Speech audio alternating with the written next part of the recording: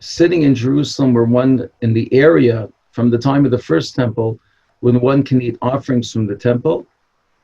This is where I live, where I raise my family, and that is an honor. And now comes a new honor to, I've had the pleasure of hosting people physically here, but since between Purim and Passover this year of Tafshin Pei 5780, we now have the new 2020 vision, and 2020 vision is with Zoom and other methods of sharing abroad. And so I finished my fast, and you are in your fast, but we're still in the aftermath of Tisha B'Av. Now, I have two daughters who married out. They were raised in an Ashkenazi, Eastern European, American background family. One married a Yemenite and one married a Moroccan. The one who married a Moroccan on Passover is allowed to eat fresh green beans now. I told her, was it really worth it? The one who married a Yemenite can have rice and rice cakes and hummus and china. That I understand. But what is the trade-off from moving from Ashkenazi custom to Sephardi custom? There's a discussion, until when did the temple burn? It burnt into the 10th day. The Ashkenazim follow a custom that it ended burning at midday, and I've even been to a wedding in the afternoon of the 10th of Av. The Sephardic follow the custom that, and the tradition that it burned all day, and they will not get married or eat meat or drink wine till the night. Some things are relaxed because of Erev Shabbat, so that we can already do laundry and shave in the morning, etc. And Rav Mordechai Eliyahu ruled that if under duress, one could already do some of those things already tonight because it's the Erev Shabbat. But at any rate, I'm in the 10th of Av. The 10th of Av is not free and clear. We're still sensitive. We're still coming out of, we're still in the throes of the destruction of the temple. The Talmud even has an opinion of what the fast should have gone on the 10th day. So I'd like to share with you some scenes of the Temple Mount, which are uncommon scenes, where not everybody has been to, and also some scenes of Jerusalem from the time of the destruction of the first temple and from the time of the destruction of the second temple. I welcome your questions. At the end, we will have a time where you can also speak and ask questions. You can unmute yourselves. But right now, what I ask you to do, if you have a question, if you think it's a private question, then the rabbi will be happy to give you my email and you can write me privately. If you think your question would be of general interest, or you're representative of the group and the knowledge base of the group, by all means, please put it into the chat, and every so often the rabbi will give me a summary. I'll stop and ask for a summary. My French teacher, blessed memory, Mrs. Cynthia Esther, always said, one person has a question, it means 5 other people have that question, but they're too embarrassed to ask. She would answer every single question. So that's my Masorah, that's my tradition since 9th grade. And I want to say that I welcome your questions. Okay, we begin. I'm sharing screen, and so I disappear or I'm on the side, and you'll be seeing various pictures and film clips that I made. And we'll start here.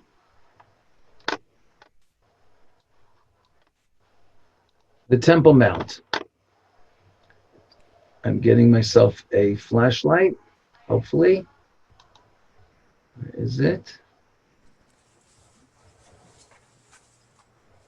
I guess I'm not. Sometimes I'm allowed to take a little device for highlighting. I don't see it now. Good. Okay.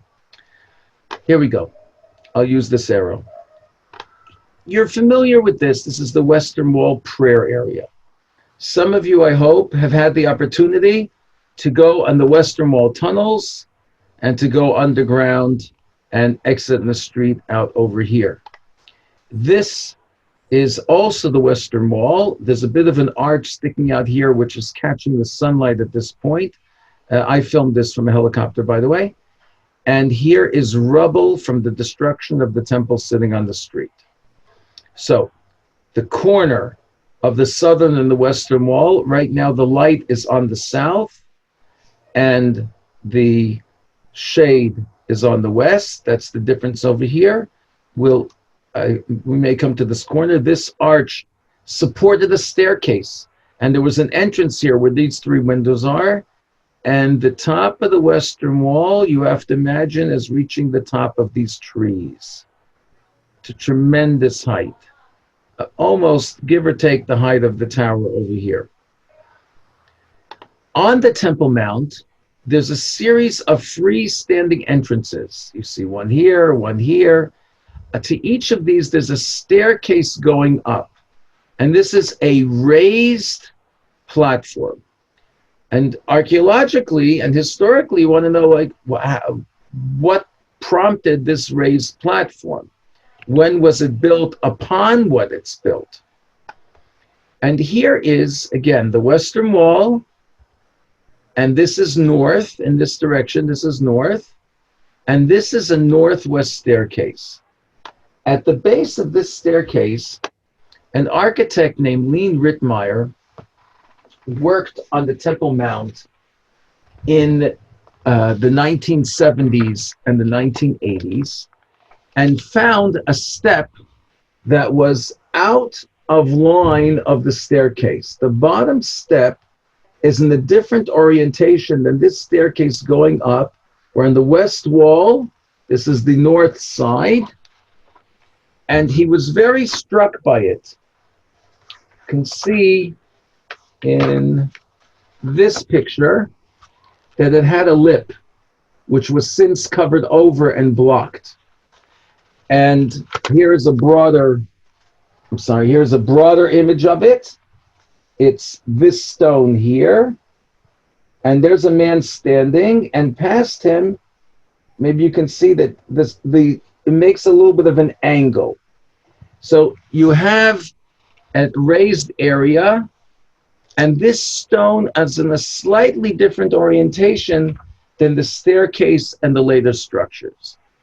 This triggered an investigation by Mr. Rittmeyer, again, an architect working with the archaeologists. I'm not condoning walking on the Temple Mount, even for Gentiles, but he explored the Temple Mount extensively, and he discovered the following, that if you know what, I'll show it to you first on this drawing and then the real thing, that the line of this stone, which is on the west side, is parallel to the east side and the direction, the orientation, which comes from east, of the eastern raised platform, and to a section of the eastern wall, which I will introduce to you shortly. And he said, Eureka, I have found what the Mishnah describes as the original 500 by 500 cubit is an arm's length, a cubit dimensions of the original Temple Mount before Herod the Great added on to it 2,000 years ago. And Rittmeyer's assessment is that the Maccabee kings, the Hasmonean kings, 2,100 years ago, added on one piece to the south side. He says, I have found the Solomonic First Temple core, 500 cubits, everything fits, and I can tell you exactly where the temple stood. Now, before I tell you what this articulate, learned, erudite, professional Gentile discovered about our Temple Mount, let me point out, here is a sefer by Rabbi Shlomo Goren, who at the time of the Six-Day War was the chief rabbi of the army and blew the shofar at the Western Wall, and became chief rabbi of Israel later on, along with Rav Ovadia Yosef Zatzal, who was the chief Sephardic rabbi. And he put out this sefer called Har HaBayit. He even made an office of the rabbinate and the yeshiva on the Temple Mount, on the edge of the Temple Mount till it was taken off. And he had the Army Corps of Engineers measure the Temple Mount. And here is a map following this is how he understands Maimonides.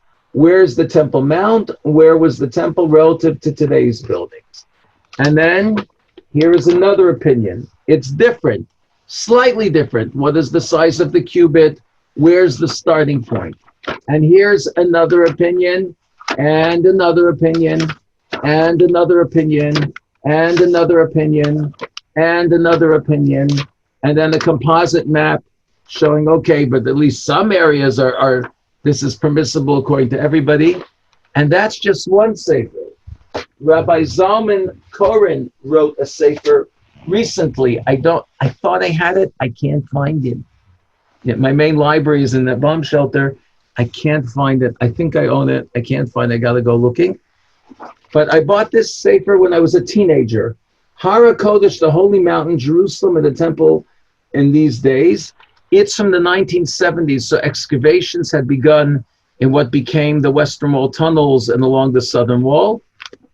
I didn't know what was flying on this when I brought as a teenager. Look at the tiny print, discussing all types of issues with sitting in Baltimore and then later sitting in Santa Clara. It was so arcane, like who could, all of a sudden I've been preparing these issues. Wow, he deals with this issue and he deals with that issue, but he does not have then the information in hand, for example, to know that there's a few sections of the Eastern Wall in different time periods, which is, you can't argue with it. You think you can argue with it? Wait till I show you. Yeah. So he doesn't address that. He's at an earlier stage.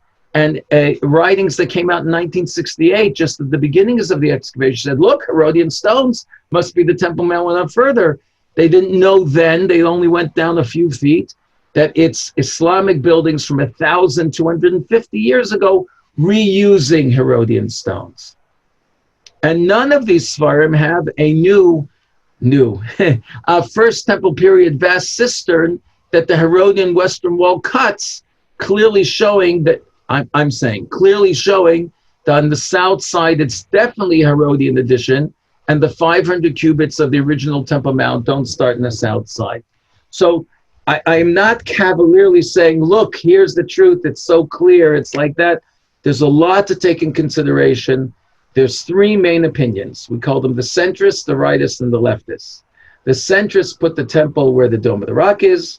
The rightists put it, let's say, to the north in the open area, and the leftists put it to the south, right? And that makes a difference. Everything shifts because I take the whole 500 cubits, and that will determine where's the temple, where's the Holy of Holies, where was the altar.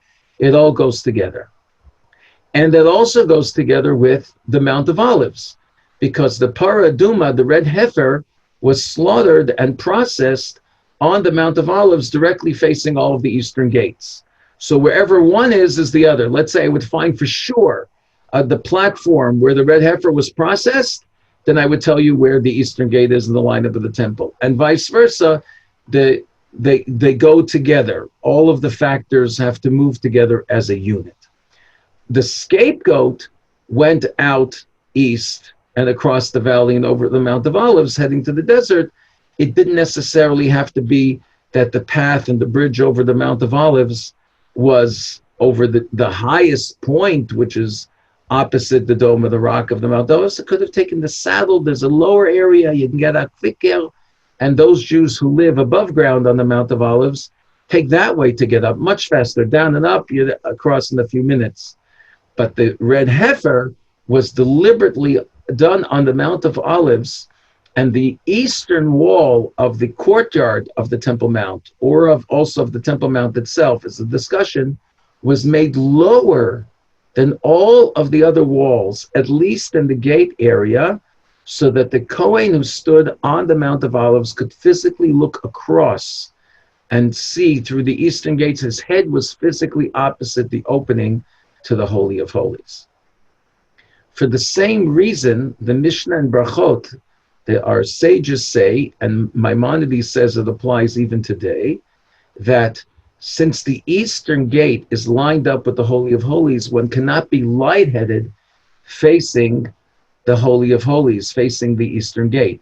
Wherever you're going to place the eastern gate, that law applies. So when I'm driving across the Mount of Olives in view of the Temple Mount, I endeavor not to crack jokes because at some point you're passing that Eastern level. When I first visited Israel in 1968 as a 10-year-old, and then came in 1981, and then came to stay. I didn't know I was coming to stay. In 1982, I left a little bit in 1983 to get married. It was a good excuse, and came back. There was a Sephardic preacher who, towards the end of every Sabbath, would go to the corner between the men and the women's section, turn around a table, face whoever was coming, but people came. It could be over 100 people easily. And I don't want to boom because I don't want to hurt your speakers, but with a booming voice, you heard him from a distance. He told jokes. He told stories. He was funny. But then he hit you with the fear of God and with something to move you. And with that, you completed your Shabbat, and they went into the evening prayers, as the sun went down. He's cracking jokes at the Western Wall in the context of opening people up to teach, but he's allowed to do that. Can't do that facing the Eastern Gate. No lightheadedness facing the Eastern Gate. No levity facing the Eastern Gate. So the Eastern Gate gets less press. So, will the real Eastern Gate please stand up, to paraphrase a certain game show that many of us watched. And so that is the Western Wall with the corner of the South. And now we're looking at the Eastern Wall.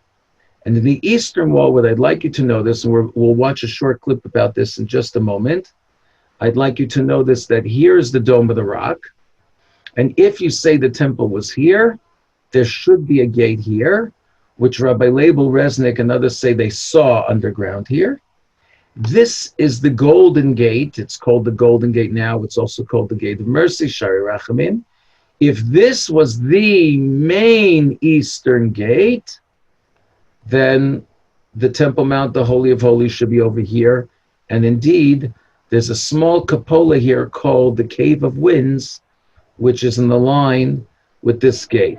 So Professor Asher Kaufman of Hebrew University says the temple and the Holy of Holies was here and not by the Dome of the Rock. I just want you to see they don't go together. Now you can be of the opinion, as Lee Rittmeyer is, that the Golden Gate is an original First Temple gate, but that doesn't mean it has to be one of these special gates mentioned in the Mishnah. It can be an access gate, a service gate, or the like. Not every gate has to be mentioned. I like telling the story of the King David Hotel. As a tour guide and as a fundraiser, I've often been in the King David Hotel lobby for one reason or another. And some VIP, woman or man, walks in the front door, the cameras are all lined up because princess, queen, king, president, sir, lady has just walked in, movie star, and in the manager's office, it's covered with the pictures of them walking in, and the cameras face that door of the King David. But nobody's taking pictures of the service entrance where the milk was delivered. And back in 46, I think it is, there was a milk delivery, which I call heavy cream. The milk cans actually had explosives. British military headquarters was set up in the King David Hotel with all of the papers incriminating Jewish fighters who secretly had weapons and the like. And the Irgun decided to blow that up. It informed the Haganah it was going to blow it up. And 3 times during the course of the morning, it called British headquarters.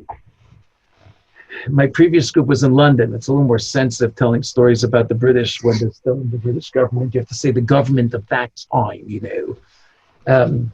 The 3 times they called and said, get out of the building, it's going to be blown up. And this was used afterwards to double-cross the Irgun, to paint Menachem Begin as a terrorist, costing lives and whatever, and to rout out the Irgun at the benefit of the Haganah. And you're talking about the infighting between Jews that destroyed the Second Temple. Here is an incident of that, as opposed to in Safed, where they made peace and fought together, thanks to Rabbi Moshe Podartzer. And I believe that's why Safed was saved, but that's another story. At any rate, It's completely unknown. The 3 phone calls are known or claimed. Why didn't the British go out? I have a neighbor whose sister passed away recently at the age of 94. She was a secretary working for the British. And she says the commander said, "We don't take orders from the natives," and forbade everyone from leaving the building. Her boss sent her out on an errand. That was okay, it's work. And the building blew up in the interim while she was out. Now she knows, but to her dying day, she didn't know. Did her boss understand that and was saving her life? Yeah, or it just happened that way. Her boss was Jewish. But now we know that the British commander forbade them. All of that blood and all of the consequences of it are on his head, not the Irgun. The Irgun, I don't know if you know this. Boy, are we on a tangent. I'm sorry, just another second. The Irgun sent out notices in Arabic to Arabic communities. Don't ride the train. The train is conveying British troops and weapons. We are going to blow it up. Get off the trains, and warn them all. And then they blew up a train, and Menachem Begin and his helpers came dressed so they wouldn't be recognized. And the Arabs were very impressed and very respectful. By the way, this lasted. Many Arabs voted for the Begin government because, here's an honest man. He says what he thinks. He's fair. He says it's the Jewish country, but he respects the Arabs. He guards lives. The respect never left from him. He was honorable the whole way. Remember, in the Altalena, he was shot on and didn't shoot back. He said, we lost 11 lives in the Holocaust. As he's being shot on, the man of principles, my butcher, I was in a Sephardic neighborhood when I got married. My butcher said, Beginu Chatzi Mashiach, he's half the Messiah. There was this sense, of it. Whatever your politics are, he was respected by all, including his most bitter enemies, right? In later years when things were clear. And he recognized the threat of Iraq first. End of tangent, I'm sorry. But at any rate, this gate does not go together with here. You have to make a choice of your position. Let's watch a little movie. We're standing in a Jewish apartment building nicknamed the Choshen on top of the synagogue. This synagogue... I'm not sharing the screen. Because we are to the east of the Temple Mount. Sorry. What it says in the Talmud of Brachot. Rabbi warned me when I blown it. We're standing in a Jewish apartment building nicknamed the Choshen on top of the synagogue. This synagogue prays to the west because we are to the east of the Temple Mount, and that's what it says in the Talmud of Brachot. And we're on the Mount of Olives, where the Sar Lazazel, the scapegoat, would come out and cross this mountain on the way to be tumbled down the hill like Yom Kippur. And we're on the slopes of the hill where the paraduma, the red heifer, would be offered and processed, starting here on these slopes facing the Temple Mount. Where is the eastern gate of the Temple Mount? If the Temple Mount, where's the eastern of the Temple Mount, and where is the location of the temple? If the temple is where the Golden Dome is, then the eastern gate should be directly in front of the wall. If the Golden Gate, which has remains, according to Lean Rittmeyer, of a First Temple period gate, if that's the front door, then the temple, site of the temple, should be further to the north. They don't go together. If you say the temple was there, then the gate that's far off to the right is not the main gate that was lined up with all of the doorways, so that the Kohen who processed the red heifer looked over the lower eastern wall and straight in the direct line. You have to choose between those opinions. I'd like to show you something else in the eastern side that many people have never seen. Here we go.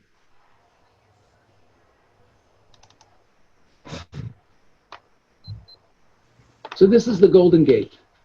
On the inside, below that pillar, down underground from where we are, and below that pillar, down underground, are ancient pillars, which Lean Rittmeyer says are from the time of the First Temple. Now this is the same gate that we just saw from a distance. These stones here are from the time of the First Temple. These large stones here are from the time of the first temple. That's awesome. The stones here that are sticking out here are from the time of the first temple. Right? In front of us was a gate. Now, it might be the main gate, in which case the temple stood behind us. Here's the view looking out. See, that's the opposite of where we just were a few moments ago. We were on top there. Now you're in front of the gate, and I'm taking you over to the edge, but not the direct eastern gate. That may be further down. So, but behind these walls are early walls, and deep below us, there are walls. Again, according to Lee Rittmeyer, you are looking at stones of the first temple period, which continue. Now, so that is the gate that we were just looking at. There's something very special about the Eastern Wall. You can learn things about the Eastern Wall that you can't see in any other wall. Let's go now to the other end of the Eastern Wall, to the western corner. Is the Eastern Wall of the Temple Mount. Where is it? Herodian stones, short, long, short, long. This is the Eastern Wall itself of the Temple Mount. This is here from the time of the Second Temple and continues onto Hasmonean additions and onto the original 505 cubits. The Kotel HaMizrachi, the Eastern Wall. So let me review now and make sure we're clear. The sources in the Mishnah and the Tractate of Midot and the Tractate of Dimensions says the Temple Mount was 500 cubits, 500 arms lengths by 500 arms lengths. Today's Temple Mount is certainly more than that, no matter how big you think a cubit is, 48 centimeters, 60 centimeters, or somewhere in between. The sources, Josephus says Herod expanded to the north. That's for sure. Not all the north is part of the 500 original cubits. We're suggesting that he expanded also to the south, and Rittmeyer and others say it also expanded to the west.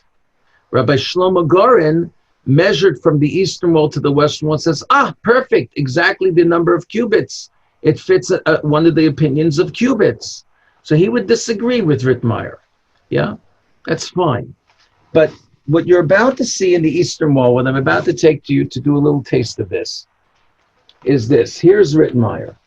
The yellow block is what he says is the original Temple Mount, which he determined what the trigger was, the step in this corner, which we saw.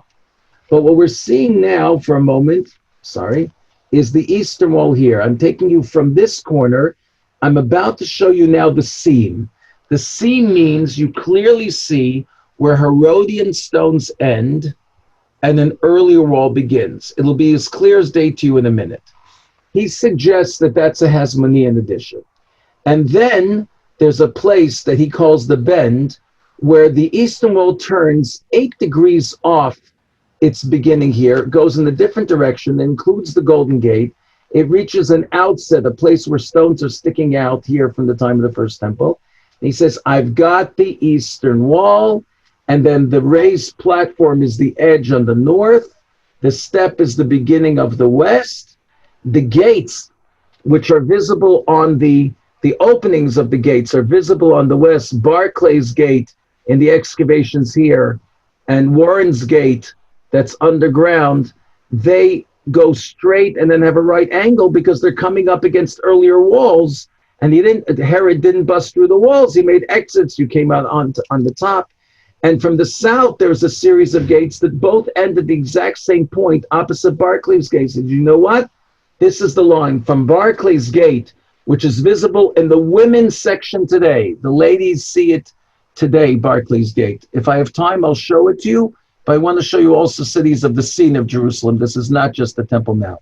But from the women's section, there's an ancient gate that's visible there.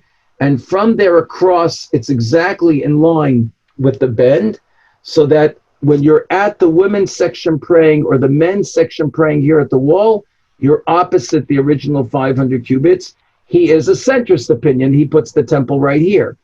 Yeah. and not here in the north, and not here in the south. He moves it in, so he's a centrist opinion. But the eastern wall retains the footprint, so to speak, the carbon footprint of the earlier and different developmental periods of the Temple Mount, which are not visible on the west and which are not visible from the outside on the south, because those are extensions. They can be detected within the framework of buildings inside. By the way, if you want to read this book, again, when he comes to interpreting verses in Mishnah, he makes mistakes. But the information is very interesting. It's called The Quest, and it's available from Carta Jerusalem Publishing. A bit expensive and well worth it. I think there's a more popular small paperback edition. I didn't look at that, so just so you know. So you're getting a taste of how on the eastern wall there are much earlier stones. I want to take you for a second to the north, to a discovery that I found. I've come to this place many times. I had no idea I was looking at a Herodian wall, for sure, but for sure. Here we go. We're about to take you to a northeast tower, which if you came in the Lion's Gate of the old city that faces the Mount of Olives, it's the way the paratroopers came in, then you are instantly at this corner. Share screen. Looking at the Mount of Olives cemetery, facing Jerusalem from the east. And here we are at the edge of the Herod's Temple Mount. How do I know? Because this is a Herodian tower. Headers and stretchers, short stone, long stone, and Herodian stones all the way. Here's Lean Rittenmeyer's reconstruction of where we are. You're looking at the north side, and the Antonia Fortress were here, and we're standing here at this tower. The drawing shows the stones which are intact, which we can see that are visible, some of which you see here, some of which were excavated by Warren, and we're actually right here at the top of the tower. So this is the northern extent of Herod. The wall here runs along the reservoir from the time of the Second Temple, and these buildings that bound the Temple Mount on the north are all sitting on the portico, on the walkway that bounded the northern wall of Herod. And not only that, but along here was a pool, a massive reservoir collecting water on the higher northern hill that would gather here. Entrance to the Temple Mount. These are, to the best of our knowledge, Herodian stones lining what was a reservoir. And that reservoir was throughout this area called Birkat Yisrael, a reservoir from the time of the temple, adjacent to the Temple Mount. It was filled in the 1930s. And at this point, the Israeli security guard comes up and he says, "Hi, sir, what are you doing? What are you," etc. And so that film got interrupted at that point. I felt it was impolite when there, because if you do the wrong thing there, they're very concerned. What is a Jew doing walking next to the Temple Mount? Is he trying to blow it up? Is he trying an attack, etc.? Now, I went there a number of times over the past few weeks. They're used to me already. I first go very carefully off to the side. I never stand there opposite that gate. And they got the hang of it. And I'm very blessed to be standing there in these days leading up to Tisha B'Av, etc. I was able to be there a number of times. One time I went, and with because of the virus and less people coming and restrictions, it's just quieter by an incredible factor, from all sides. So just quieter, calmer, more empty, which is overall the sense that we have here. There's some peaceful aspects to this also. It's as if the globe is on rest, the resurgence of nature, people going through relationships in their homes and working them through. It's an opportunity here. While we pray for those people who are sick, but there's an opportunity here. God is giving us a chance. But at any rate, I was allowed into the north, closer than I ever was before. Here, I'll share it with you. This staircase is built within Herod's northern wall. You're about to hear this again in the movie. This is a walkway It's crossing a valley. There were, under these trees, there were Herodian paving stones which have been covered. And here is a raised platform on the north. According to Rittmeyer, the 500 cubits starts here. Just here in the corner, you can see the edge of the Dome of the Rock. And it's hard to recognize at this distance, but the Al-Aqsa Mosque is visible here. You're literally looking completely across the Temple Mount. This entrance is 1 block into the old city. It's not the entrance that's just in the Lion's Gate. It's the next street down. Mount from the north looking in, and you're seeing the higher raised platform with the Dome of the Rock in the back. And that higher raised platform may be the end of the 500 cubits from the north. All of this is a Herodian extension. There was a fosse, there was a valley cut in there artificially for defense. Herod filled that in. He filled all the way out here. And we're now actually in the Herodian northern Temple Mount wall, looking towards the site. You can even see Al-Aqsa Mosque all the way on the other side. You're looking clear across the Temple Mount, thanks to our wonderful friends here. I had a group the other day, the first time I had groups in several years. That's not our discussion. And I said, this is the Kaisel Zweini. You know, they were Yiddish. That's the way to express it. So, no, I wanted to show you, I closed it. I wanted to show you one more piece that's less known from the Western Wall. Little known piece of the Western Wall. First, we'll look at this image. This is the tomb of the patriarchs in Hebron. And you see here a straight wall going across of Herodian stones, which is just like the Western Wall we pray at. But look at this part up here. You see that up here, it goes in and out and in and out. This is called pilasters with a distinctive slope over here. We find pieces like this in the Temple Mount underground. We find it at what's called the Mamre offering site in Hebron, and here and elsewhere. This is how the higher level of the wall looks. And when we're praying at the Western Wall prayer area, we're in the valley below. We're not on the level of the Temple Mount. But in the upper level, in Josephus's description, and we found such pieces of the Western Wall, these pilasters were there. So let me take you here. The destruction on the street of the Western Wall. We're at the Western Wall near the southern edge. And there's a shaft here dug by the British well over a century ago that goes deep down. It's not accessible now. You see here the remains. So right here, this stone has a right angle cut into it. And this stone has a right angle come into it. These are the pilasters from the upper level of the Temple Mount. And there's a section called the Little Kotel. I wonder how many of you have been there. There's a section called the Little Kotel. And in the Little Kotel, you can see, and we start just before then, this stone is a later stone that's stucked in, that's the technical term. 2 big stones, blockage, 3 big stones, blockage. You're seeing the trace of the pilasters going in and out. And there is an Arab house that has it completely intact, but they don't want visitors because they don't want any trouble.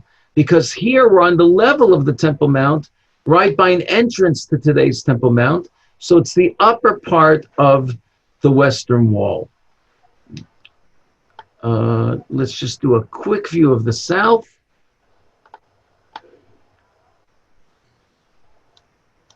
From end to end, there's the southwest corner. Disappears behind Crusader and later buildings. But just here, you can see the southeast corner. So the southeast, and there's staircases here intact largely. And the rebuilt staircase here, this is called the triple gate. There's a double gate. There are remains here that you can see from the time of Herod, but that connect. They go all the way in up to what Rittmeyer says is the boundary of the first temple. So our ancestors, if you're from Eastern Europe, and you were exiled by the Romans, your and my ancestors walked on these steps. If you are of Sephardic origin, you may have left in the time of the first temple and may have never come back for a visit to Jerusalem. So your ancestors might not have been on these brand new steps, which are only 2,000 years old. There's the staircase from in front of the double gate, and further down the staircase in front of the triple gate, and the southeast corner of the Temple Mount, and then facing the Mount of Olives. Okay, so that was a little excursion around the Temple Mount, which is our focus, which we cried for today. Not, as the Mishnah says, have fear of the temple, but not really of the temple, as the verse says, but the one who dwells in the temple. And it pains us that we hurt that relationship. My friend Moshe Baruch Charles the Cohen, a blessed memory, said, crow tastes best when eaten fresh. So we come to God, and this starts the 7 weeks of Nechama and of Rapprochement, and then we come to Rosh Hashanah and Yom Kippur, and we're dealing with, we want to rebuild the relationship out of love. We're recognizing what we did, as it says in Eicha, Ma'it onen adam chai gervel chata'av. What can a live person complain? A man for his sins. We take responsibility for what happened, which we deal more, as Rav Soloveitchik Zatzal pointed out in the later part of the keynote. So that was our view of the Temple Mount, and our next section is to go to Jerusalem. Rabbi, are there some questions that I could deal with now, talking about the Temple Mount, before we go further? I think we can go further. Okay. So just know there are actually elements, the trace marks that you can see, not just at the Western Wall, but there is remains. It's the most intact of all the walls, but there is remains of the base of the Southern Wall, of the Eastern Wall, and hints to the outline of the Northern Wall. It's really, really an interesting study. Okay, good. I want to take you to, I showed you briefly a destruction scene of the stones falling from the Temple Mount. I want to take you into Jerusalem, the city from the time of the first temple. Now, when you have a tour guide license, I'm sorry, I don't have it right here, I put it away. The primary purpose of the license is that you can make up whatever you want to keep the tourists happy. It was from 1950, it's Assyrian, it's my joke. Right? If it gives you a license, like poetic license, it gives you a license to just make them happy. You don't say, I don't know. The advantage of being an archaeologist is there's more than one version. So when you were taken by, I was taken in the tour guide course to Masada by Mayor Ben Dov, who excavated there. Yeah, you're getting his take on it and hearing from somebody who worked with Yadin. If there's somebody who argues tooth and nail with Yadin, you may not hear about it. So you may then tell thousands of tourists, and not hear, well, you know, he disagrees or she disagrees or whatever, or the latest research shows. Not everybody is tracking, oh, the whole story changed. And this happens in Jerusalem in particular, but happens, the whole story changes because we found the X, we found the inscription, we found the this, we found the that. It's a major argument about the Cardo. Is it from Roman or from Byzantine times? There's a find from the very recently that may change the history books. It happens all the time. When you're in academia, you come into class and the professor tells you, Fred gave me a call, he just found this. Yeah? Avner Gorin, who you may know from Walking the Bible or other places, he's a National Geographic schedule. He's an older person now, but he's a movie star of Jerusalem and of Israel. He's training us guides in the city of Beit Shan, where there's a massive earthquake where the pillars fell and the town was destroyed. And he's telling us, we don't know if this earthquake is in 747 Common Era, 748, 749. On my tour, being trained, a guy heard him come over, tapped him on the shoulder, said, we just found a body in the store down there, and clutched in the person's hand is a coin from 749. So now we know it's 749. That was hot off the press, and now everybody's taught it's the earthquake of 749. But 25 years ago, It was a question. It was a question. We didn't know. Okay. So the advantage of being an archaeologist is being part of the conversation. And the advantage of being an archaeologist and a tour guide is I can take off my tour guide license and enter places because it's my classmate who's the archaeologist who's digging over here, or it's my teacher, or I say I'm so-and-so from Tel Aviv University. It helps to say the Tel Aviv University. I just want to show you over here. I'm not trying to boast, I just want to give you a sense. This is my smicha from Rabbi Yaakov Yitzchak Halevi Ruderman Zatzal from Ner Yisrael. That's his handwriting. And I hope that having it right here gives me some fear of heaven. He had drawings of the Chafetz Chaim and Reb Chaim Ozer Grodzinski above his seat, and it said it's a shrek. It would give him a fear. He was in the presence of his rabbis long after they weren't here.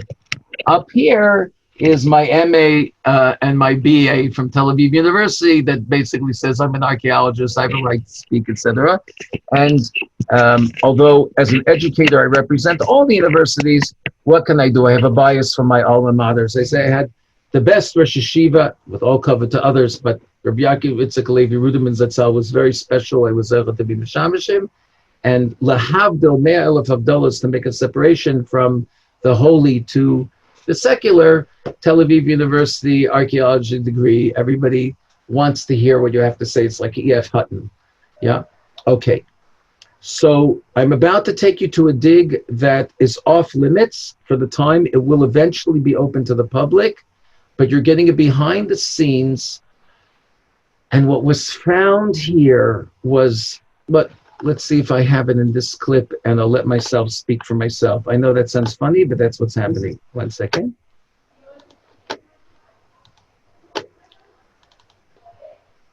It's an actual archaeological excavation. It's called the Givati excavation.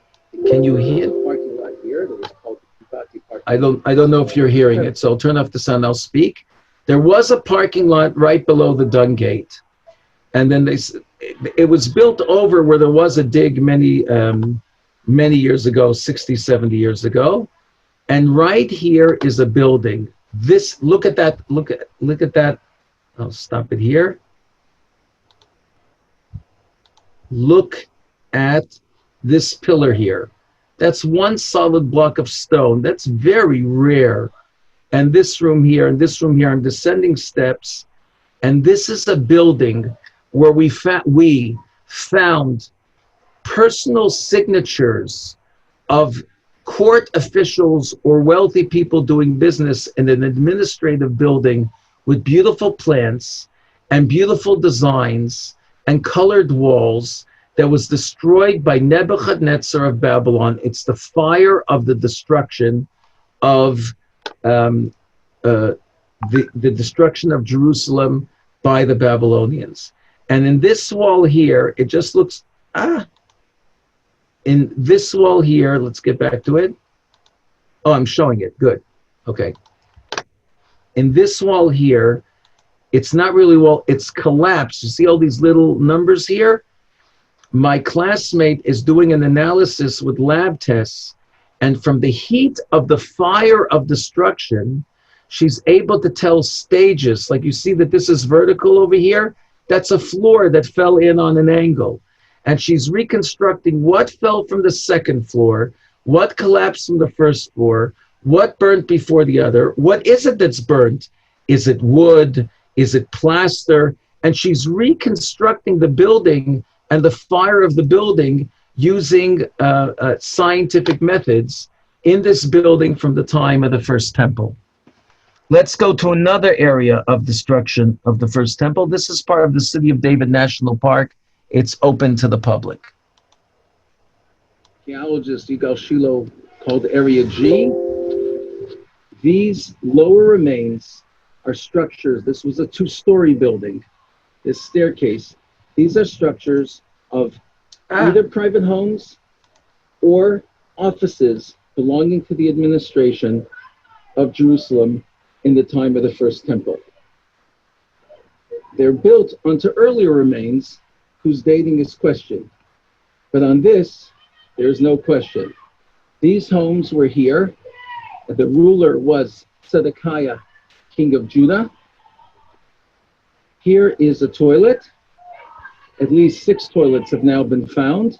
And in this one, they examined the material from underneath and found evidence of 2 different types of worms that affect people who are living in starvation conditions, stomach worms. Evidence of the suffering that was here towards the end of the First Temple period, with the siege going on for several years by the Babylonian forces. In the rooms behind us, there was so much ash that was called the burnt room. When this staircase was in use, prophets and kings were in Jerusalem. All archaeologists agree that you're looking at the burning of the city, the Judahite city, by the Babylonian forces. You are looking at the destruction of Jerusalem in the time of the First Temple. I want to stress this, ladies and gentlemen. The building, which I said was controversial, there are archaeologists that say that it's from the time of King David. And there are those that say, no, it's from the Second Temple. The stones running underneath here. But this, and there's an archaeologist who worked here who says there's no traces of King David in this whole area. But this he agrees with, because you can see the difference between Babylonian arrowheads and Judahite arrowheads very clearly. And we found in the old city, by a gate, we found arrowheads by the edge of a gate, and we think we found the battle between the forces of Judah against the forces of Babylon. Here's an example of such things. This type of arrowhead here is a deadly arrowhead. It flies through the air, it penetrates the body, and then it's got barbs so that when you pull it out, this type, one similar to it, when you pull it out, it rips the skin, right? It's very, very frightening, yeah? And these are slingshots that would be thrown with deadly accuracy and easily kill a person, both from Jerusalem and different sites of Judah. This is from either the Assyrians or the Babylonians. These are from biblical battles. This is fresh out of the ground from a news conference last week, and it says Lamelech. It's a new site that was that's discovered that's part of the administration of Judah. And this is a private seal. I think it has the name Menachem on it, if I recall correctly. And we are finding evidence all the time. And here, near the Temple Mount, we're in front of the southern wall. The lower walls here are from the time of the First Temple. And in this floor was found the seal impression, Hezekiah, son of Achaz, king of Judah, as well as others. So, I grew up in the East. I was born in Chicago lying and waiting in hospital. The first years of my life were on the campus of the University of Chicago. My father, of blessed memory, was in the psychology department, and the next door neighbor was Magen Broshi, who just passed away. He was the curator of the Dead Sea Scrolls, and was very proud later on that I became an archaeologist and entered his field. So I was part of an Israeli hub in the 1950s in Chicago. And why am I saying that? Where was I going with that? Yeah. As I grew up in Pittsburgh, primarily, I loved the Civil War. I read book after book of it. I was enchanted with it. And my family would constantly travel from Pittsburgh down south to Florida for Pesach. And we would have matzahs and eggs and potatoes and a carrot on the floor of our motel room and go out and visit me very simply, right? Don't think I went to some Florida hotel. And we would see things. We had an AAA, American Automobile Association triptych. They would put a red line and suggest to you where you should stop and what you should see on your path. And as members, you would get that. And we would follow the triptych. I was in all types of places of the Civil War, a Civil War bullet from the Battle of Gettysburg. Wow.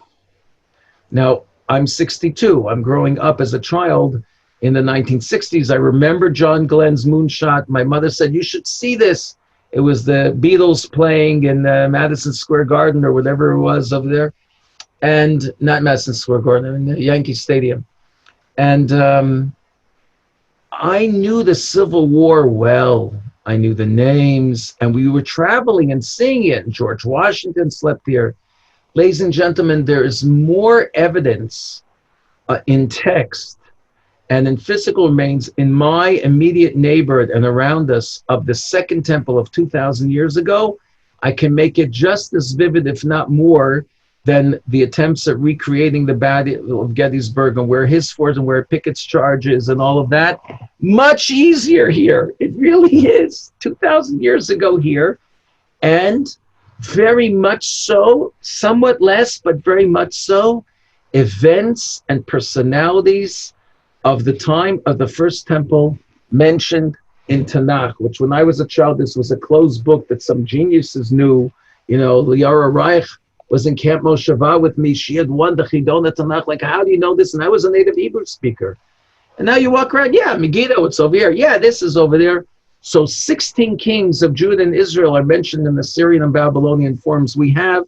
I cut out, just wanted to show you this.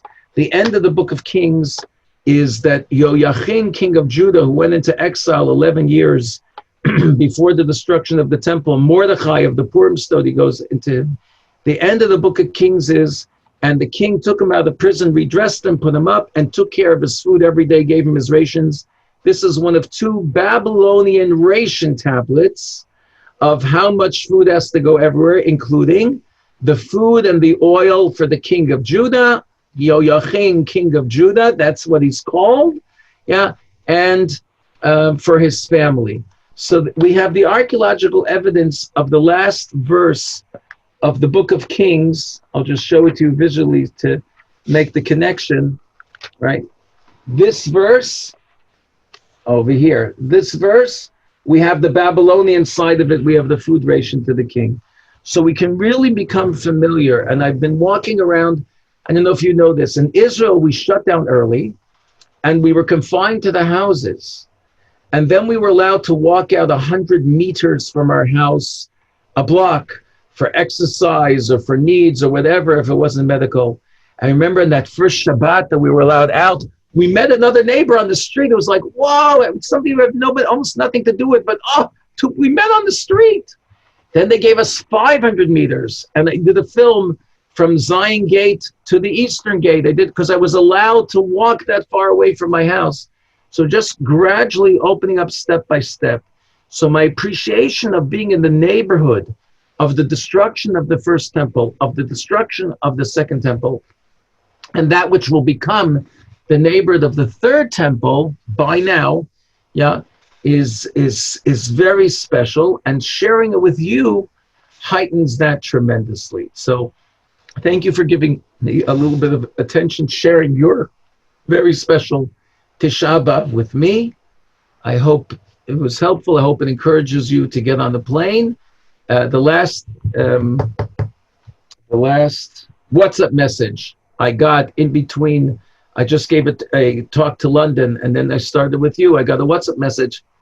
It says, I want you to know, my friend Simon Hamilton said, I deliberately, because of your earlier classes, I drove on Watling Road. Watling Road in Radlett, north of London, now it's part of London, but it used to be separate, is the road that Roman troops took on their way to Jerusalem. Not clear either in the time of the Second Temple or in the Bar Kokhba revolt, but either way, it connects Londinium to Jerusalem. So he said, I deliberately rode on that road, and then I have some bad news and some good news. The Hamiltons have decided they're coming this summer, they're making Aliyah, and the bad news is that you'll have to find another place to stay when you come to Boreham Wood, but I hope the good news exceeds the bad. They're getting on a plane with their children, and they are coming to Israel. I'm very happy that there's a center on TUI, and that a better center to help more people is being developed.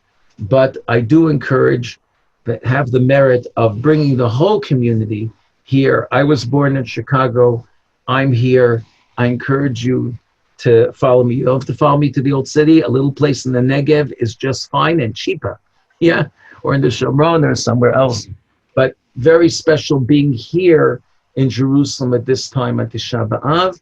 And I hope that this insight was helpful to you in your appreciation. Rabbi, questions?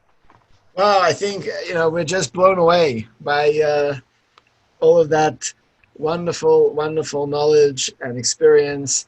We'll open it up. Does anyone have any questions? You can unmute yourself and just go ahead and ask a question. There's a girl chewing something under the name Sarah Malka. I would love to hear what she has to say. That's actually my She's daughter. smiling. Huh? I said, that's my daughter. She's watching from home. Sarah Malka J. Yes, would somebody like to ask something? Remember Mrs. Essner's rule. If you ask something, you're helping other people who would like to ask but then too embarrassed. Shelley Shapiro, are you waving your hand? No. Okay. Yeah. Don't be embarrassed. I'm recognizing some last names from my visits to Chicago. I was in Chicago in 2012 with my partner, David Wilner. We presented 60 times in different schools and synagogues at that time. My organization is called Foundation Stone, www.foundationstone.org. And we do programs. And now from here, we're doing programs, and we're developing a series of films on Tanakh, on the Bible, connecting it to the archaeology and to the geography with film, with footage, with interviewing experts. People can use it at home, but it's meant for educators. That's in process now, and Chicago has a role in that process. It will be available in Chicago. Joyce Isaacson, go ahead. Press your space bar. Let's hear from you. You have to unmute yourself, Joyce. If you press your space bar, we'll hear you. Yes. Can you hear me now? Yes. Okay. Out of curiosity, how did they know exactly where the bathrooms were? How did they know this? You showed, like, with the Which siege. room? The bathroom, she said. Yeah. How did they know they were the bathrooms or the bath? That was a toilet seat. That's a fancy stone carved toilet seats. And we assume it was found where it was. It may have dropped down a little bit, but we found, you'll see in the books it says 4, but recently 2 others have been found. So that's hot off the press that it's 6 First Temple period toilet seats. And they did an examination underneath it and found the remains of 2 different types of worms that invade people who are in starvation conditions. A fascinating find was found in the gate of Lachish.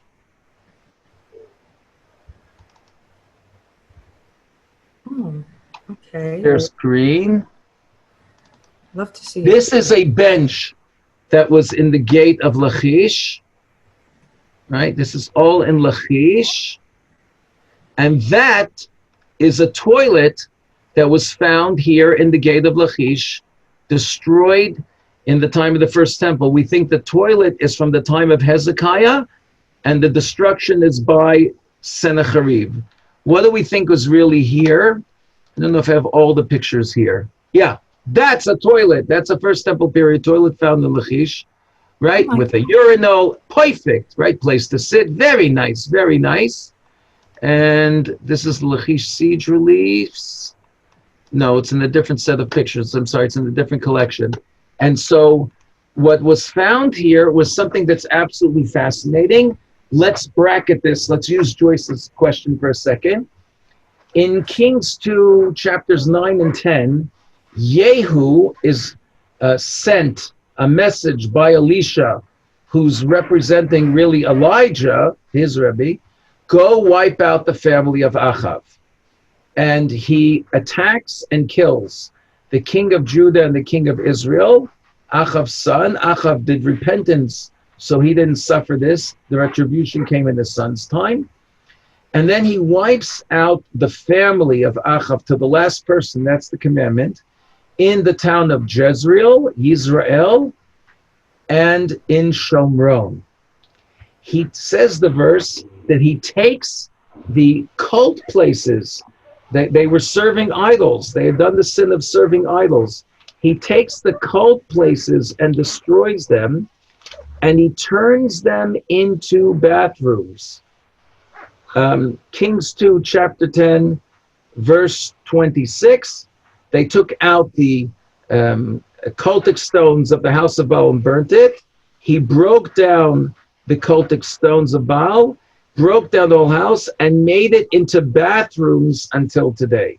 Now, the Kri, the way you're supposed to read this verse is L'mot Sa'ot, the place of excrement where things come out, so to speak, right? But the Ktiv is L'michraot, basically the four-letter word, and one of the rabbis in the Midrash, in the Talmud says, right, you don't have to read it the nice way. You're allowed to make fun of idolatry, and you can use the four-letter word directly. He made it into a place of that. The Nazis in Treblinka, if I recall correctly, I read Jean Paul something's book on Treblinka.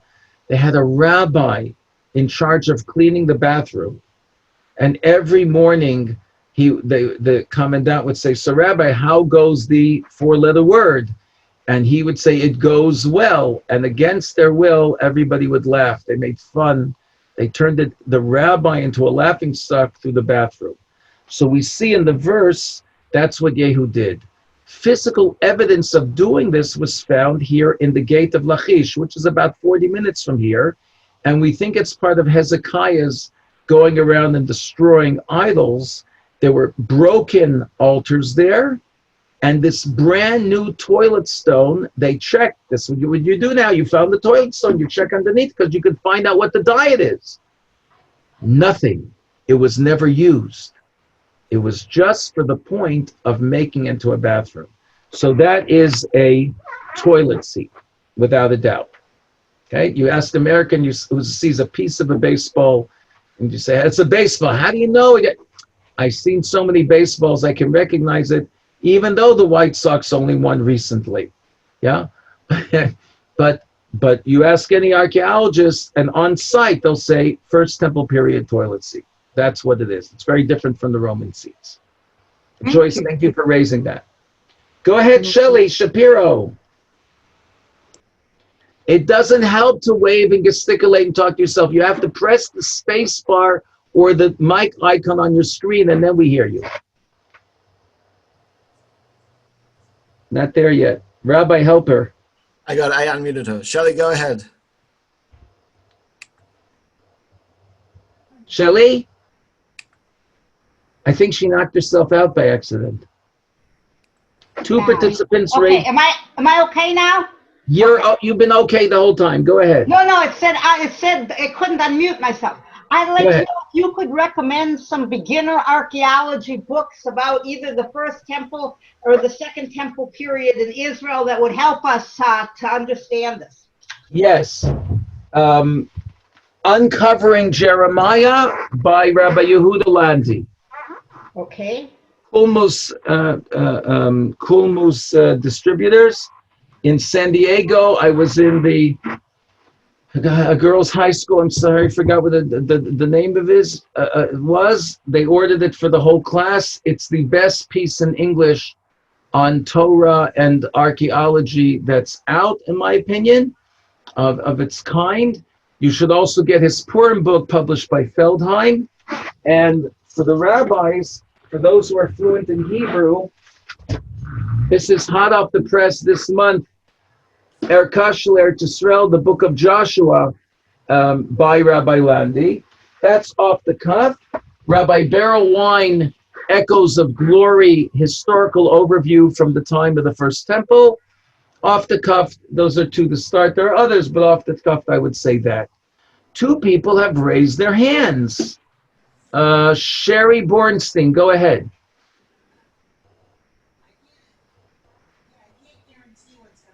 Sherry Bornstein? Okay, let's go to the next person. Sherry Elisheva Lipkowitz, go ahead. This is her husband, Yoel. So 2 quick questions I actually had. One was, I was fascinated by this First Temple period building where she was reconstructing the building based on the fire. Nitzan Shalom, Tel Aviv University, working under Professor Yuval Gadot, working together with the Weizmann Institute, not yet published. Okay, so I guess how does one how does one do that? What's the science behind that? And I guess reconstructing a building or an area in general, like, are you using carbon dating or I don't really know anything, so. I forgot the words. It's FTIR, Fourier, you'll find it there. It's an examination of the impact of the heat, of the record that heat makes of retaining the magnetic field at the time. And when possible, if there's organic material, then we can do carbon-14 as well. She's using a battery of techniques on it. I don't know all of them, but that's some of them. You can tell the impact on the heat and the different temperatures. She has an image, not for publication, she's shown in the conferences, where you're looking and you just see the lines, wow, and you say, let's dig slower. There's so much information that can be extracted, which is one of the reasons why when you finish it, you always leave a lot of the site undone, and then you leave that site for 30, 40 years, because you know that somebody else is going to come along and be able to find much more information that you're destroying because we don't have those techniques yet. Next question. No, the same person said two questions. Your next question. Oh, what was my next question? I don't remember. No, it's okay. It's okay. Just go to the next person. Okay, Eitan, you're physically raising your hands, but people before you have hit the button. Sarah Malka J, you hit your hand. You wanted to ask something? ETIF. Is that what he said? Yeah. Okay, now mute yourself. Yael Zimmerman, please go ahead.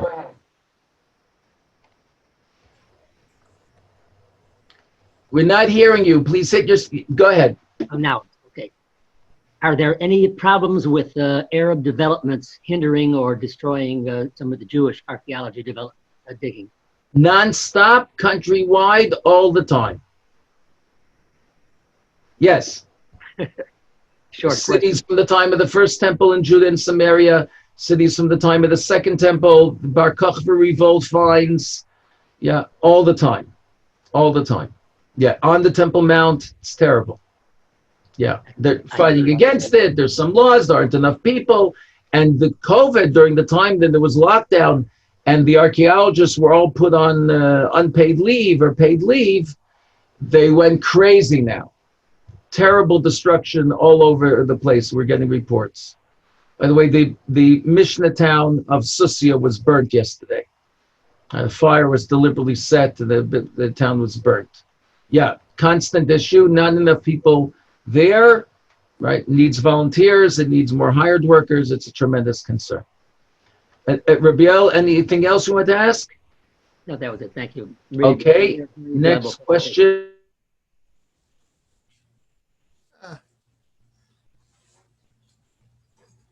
Oh, I think I accidentally muted him. It's okay, I can unmute myself. Okay. Sheila Segal, do you want to ask a question?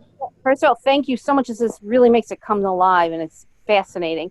I was wondering, is there any evidence of where the Aron Kodesh was hidden, and has that ever been truly discovered or not yet? So there were two arks.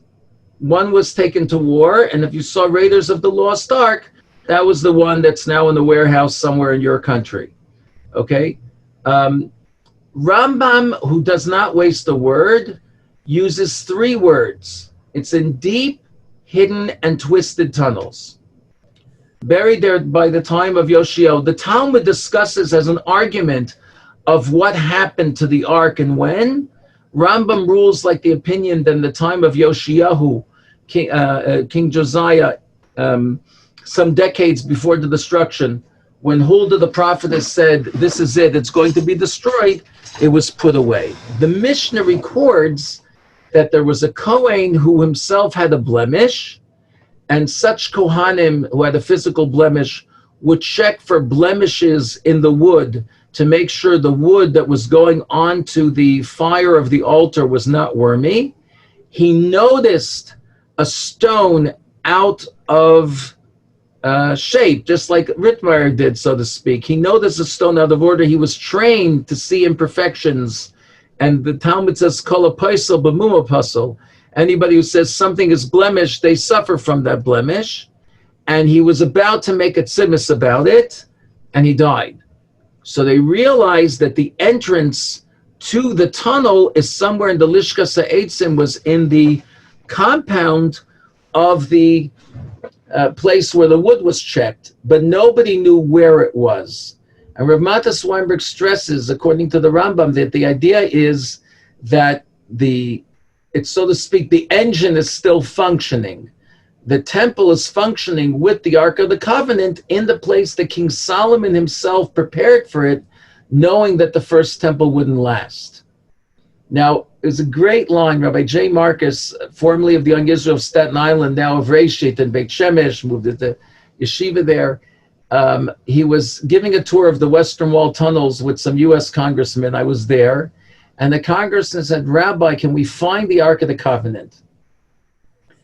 So the Rabbi Marcus asked the congressman, if we found it, would your life change? Now, as you know, U.S. congressmen are very honest. And he answered, no. He said, so that's why we haven't found it yet. It can't just be a news item or even a worldwide sensation. In 2008, I helped fund the publicity. My organization, Foundation Stone, helped fund the publicity campaign about a site in the Ella Valley where writing was found 1,000 years older than the Dead Sea Scrolls, as Charlie Levine Olav Shalom put it for the public relations, and which put King David back on the map, so to speak. Yeah. Now I would say we didn't have King David for sure. I would disagree with the archaeologist then, but that's what we did in 2008.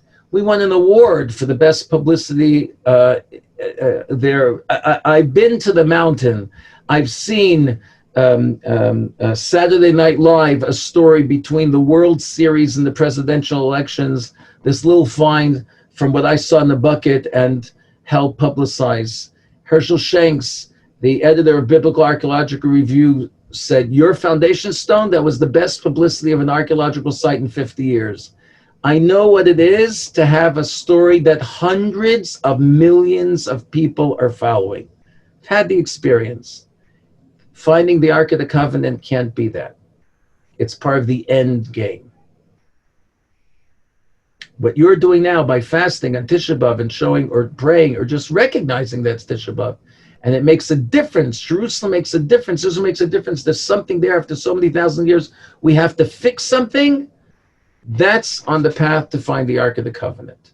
So where it originally was would be in the Holy of Holies, and that's part of the discussion of where the original temple is. And I have within a hand's reach of me right now 30 opinions, easily, right? And then you know, I can offer you mine, right? Which is, who am I? And so therefore, that's where the Ark of the Covenant was. Where it is now, nobody knows. Somewhere under the Temple Mount. Eitan. Hi, yeah. I was wondering if the Temple Mount walls that we have nowadays on the western, southern, and eastern are from the Temple period, why don't we have a better idea of exactly where the Beis HaMikdash was? Don't we, if we know where the Temple Mount was, don't we know based on the Maseches Midas and Shas exactly where the Beis HaMikdash was in relation to the Temple Mount walls? Why is there so much machlokas about where the Beis HaMikdash was? Does this phrase resonate with you? What do you mean we, Paleface?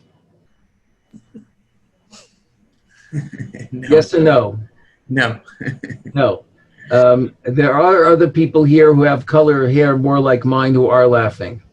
The Lone Ranger's best friend was Tonto, who was an Indian.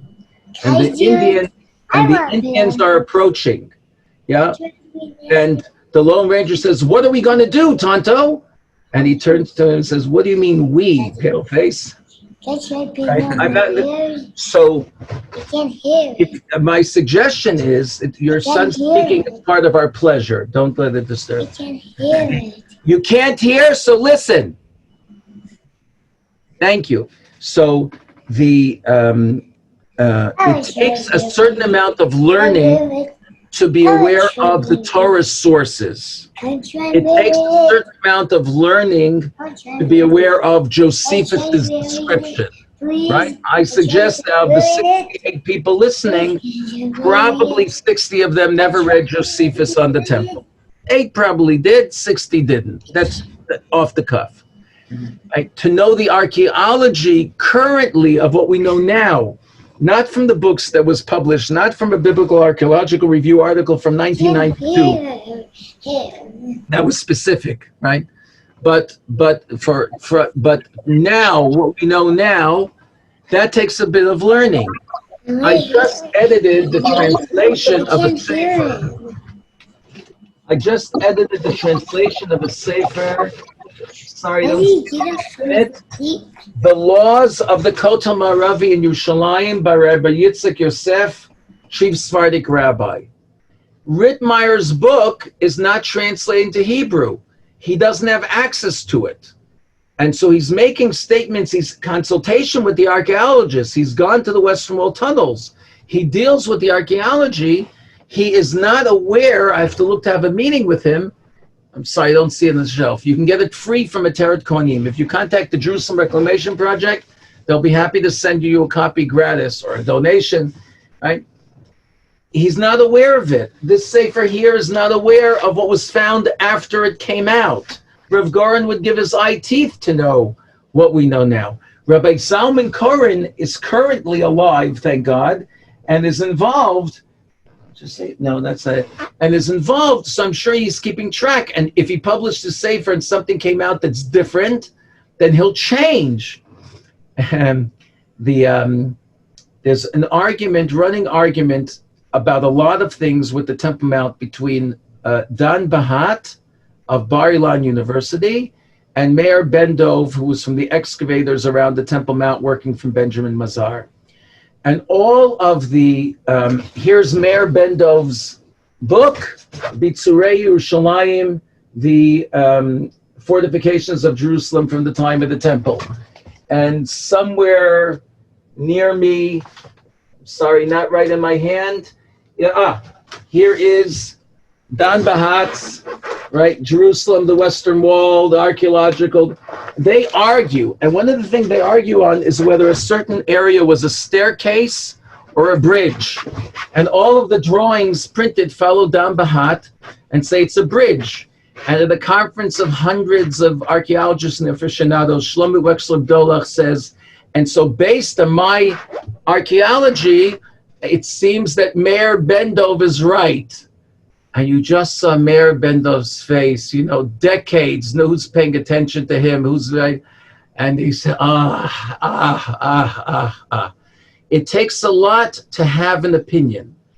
And I have been guiding on some level since I came as a student to the Old City in 1982.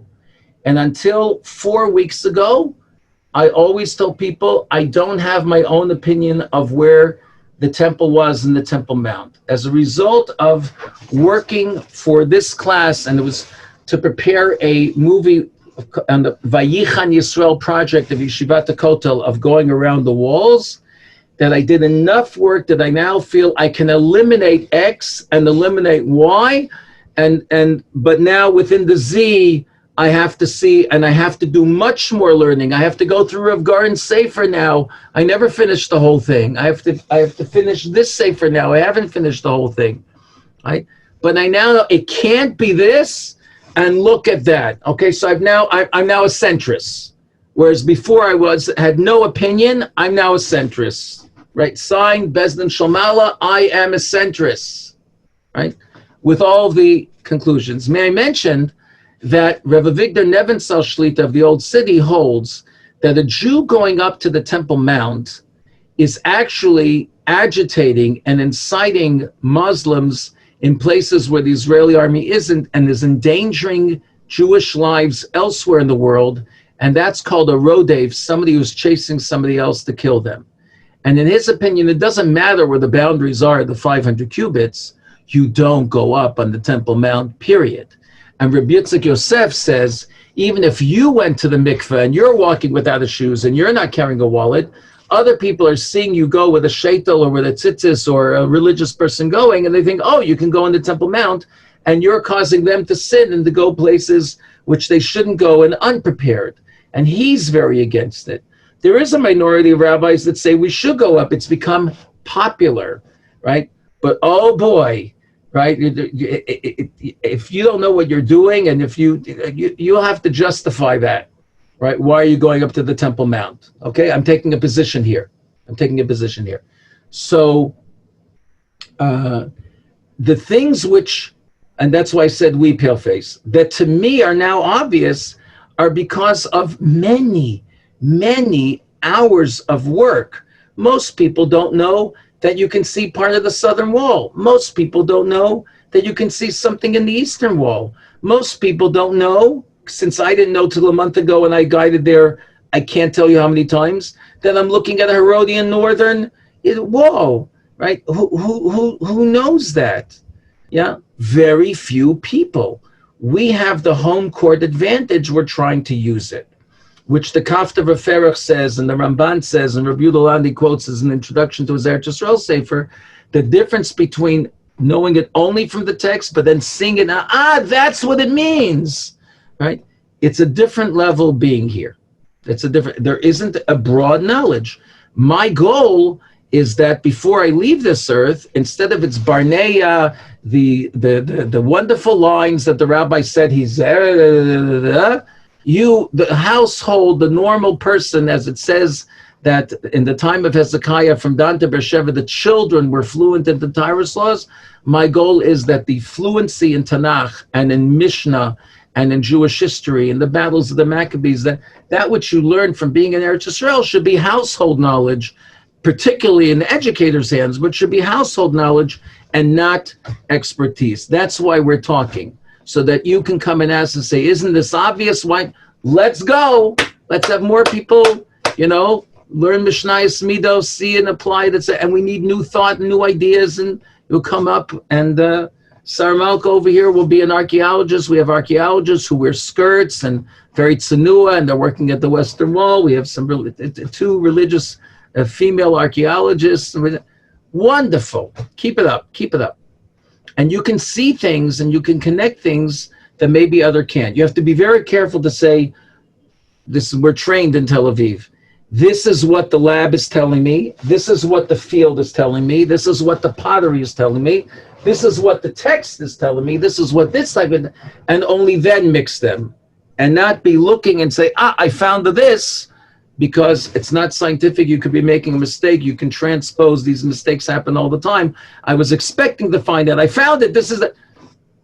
Make sure that in each area, it's 100% what's the data, separate from the interpretation, and then look at it holistically. But we have a home court advantage used properly of knowing Tanakh and Mishnah and Gemara and Yerushalmi and Tosefta and the Klei Yakar, and it goes on. We need erudite people to be familiar with the archaeology. There needs to be more of a conversation. It's beginning to happen.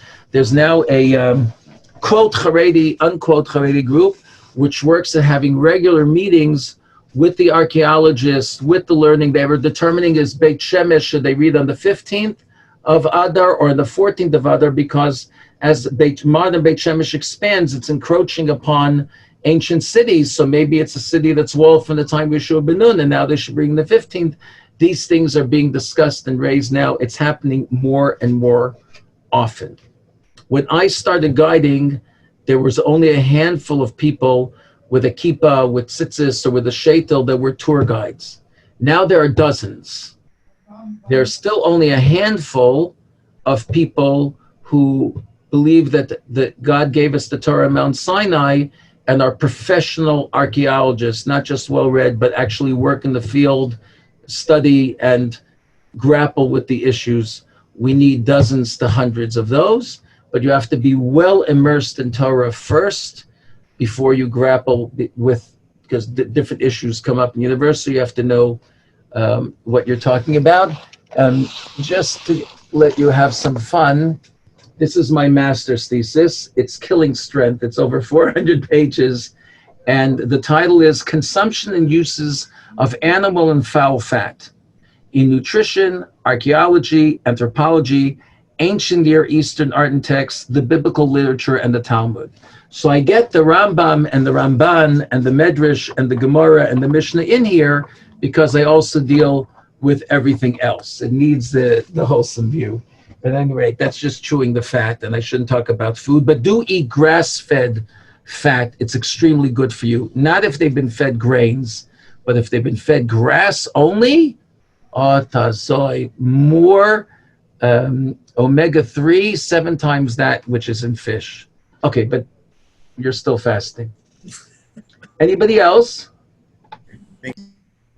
Yes, Gemach. We have some nameless people. First of all, I want to thank the Chicago Mitzvah campaign and the rabbis involved, Rabbi Wolf and the rabbi here, Rabbi Wolf, for inviting me.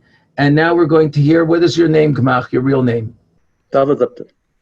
Yes, David. Okay, just wondering, first of all, I could not unmute myself before. Only now did I have that ability. But, okay, I'm just wondering, all those places you showed, and looked like you went to those places, like around the north side, the east side, the south. Can a person actually go to those places? No, only I can. I'm not human. No, come on. But what did you mean, can the person go to those places? I went to all those places and I filmed. Are they open to just anyone, or because you're a tour guide, you're allowed to go there, or? Open to anyone. Open to anyone. The Givati parking lot dig of that burnt house, that is not open. You could visit there if you'll volunteer for the Antiquities Authority when they're doing a dig there, then you can go. Or if you contact the archaeologists and get special permission, but that's not open to the public. You can overlook it when you buy a ticket to the City of David. It's after midnight, I'm closing my window. When you buy a ticket to the City of David, and then you buy, a ticket, yes, at the City of David, and you buy the extra ticket to go underground and visit the southern and western wall, then you're on a walkway in the porch and you can overlook it and look down into it. But you can't walk into it not being an archaeologist or with extra special permission. Everything else you saw is anybody can go. I didn't show you anything in the Western Wall tunnels because I have some older pictures, but the Western Wall tunnels are closed right now with no visitation. Otherwise, I would have shown you the big stones and some things underground, but I didn't have access to it. So I only did the other parts around. Yeah, but no special thing. The police will be a little more tolerant because I'm wearing a tour guide license. Acknowledge them, say hello, we're on cameras, and the tour guide license means something. So as I approach the police at an entrance to the Temple Mount, they're not going to instantly look at the person with the beard and the tzitz and say, no, right? I got closer enough to have the conversation. But on a regular day, you say, hello. It's hi, I'm a tourist. I'm visiting from Chicago. I'm coming to live here in Israel. This is really my city. How close may I come comfortably to take a picture, please? Right? And you'll get a respectful answer. And by the way, in these groups, what was happening was that policemen originally said till here, and the people went up one by one to take pictures of my groups. But as they got more and more comfortable, the police let them go further and further because they saw this is not a secret plan to suddenly run into the Temple Mount, and we're being respectful. We're not causing friction. We're staying to the side. We're not blocking the street for the people going in and out. So that's the only difference. Otherwise, everything was just as open. There are times when there's particular sensitivities. It's a Muslim holiday, something happened, when the police are more uptight, rightfully so, and may say, no, you can't walk here, you can't walk there. That's rare. That's the exception. That's not the norm. Thank you. At the Eastern Wall, I should mention, I call the police and I say, I'm a tour guide, I'm an archaeologist, I'm beginning a tour, I'm walking along here, because you're on camera. If you spend time at the Eastern Wall, they'll see you. So that's a good thing to do, to call ahead and say, I'm now about to walk on the Eastern Wall. It's just me. And you've let them know, so they're not suspecting you. Are you checking to see where you can put, I'm not kidding, where you can put a bomb to blow something up, or you're going to knock down an Arab tomb or something like that and create friction. Yeah. But otherwise, if you stay on the main path and just look and go by, police may come out, ask who you are, what it is, because you're on camera and they're checking, they're careful. Almost every time I've been, policemen have come out and patrol. I say hello and this. It's fine. You just stay on the paths and not walk over the graves. There are paths in between that I was walking on. Yeah. Hello. Yes. Yes, I'm Gershom Taub from Chicago, and I would like to ask you one question. What is the title of the book by Beryl Wine that you recommended? Do you remember? Echoes of Glory. He's got, I think it's 3 volumes going through history. Echoes of Glory is the first temple on. I recommend all of them. They're great overviews. But the one that was dealing with the first temple with Echoes of Glory, I do want to mention for a different period, there's an Art Scroll History series, which I don't know how much it continued, but Rev Meir Holder, Olav Shalom, from Yavne to Pumpadisa, about a moment before the destruction of the Second Temple, and then on, and the back and forth, when the center was in Babylon, when the center was in Israel, and his putting together the understanding of the enactments of what Rabbi Yochanan ben Zakkai did. Very, very special sefer in that particular period. I don't think there's anything that compares to it. From Yavne to Pumpadisa, from Art Scroll, from 30 years ago. The author again? Rabbi Meir Holder. Meir Holder, okay. Yeah. Thank you. Thank you for a very candid and very clarifying presentation. Thank you. Rabbi, I'd like to echo, unless we had any other questions, I know it's getting late for you, and I don't know if you want to, I'm up. I just see Shandel doesn't have, does Shandel want to say something? Is that why the mic is off? Shandel's mic off. No. I'm open for questions, but the rabbi will be happy to share with you my email. If anybody wants to write in a question, bli neder, my pleasure to get back to you. Selevan@gmail.com. Okay? Thank you so much, Rabbi. It's been very enlightening, very entertaining, very informative.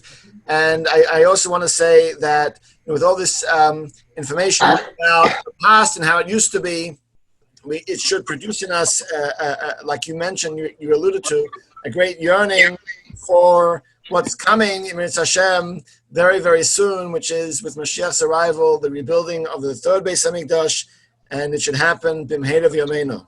Amen. Amen. From Yerushalayim, amen. And you should have the Tisha B'Av should make a real difference to you and to all of us. Thank you. Yeah, amen. Amen. Thank you. Okay. Thank you very Thank much. you. And Thank you. Thank you so much. Very good. Thank look you. forward to, Thank you, Mitzvah campaign, too. You should call. Thank you. Thank you. Thank Very you. good. Sweet dreams to you.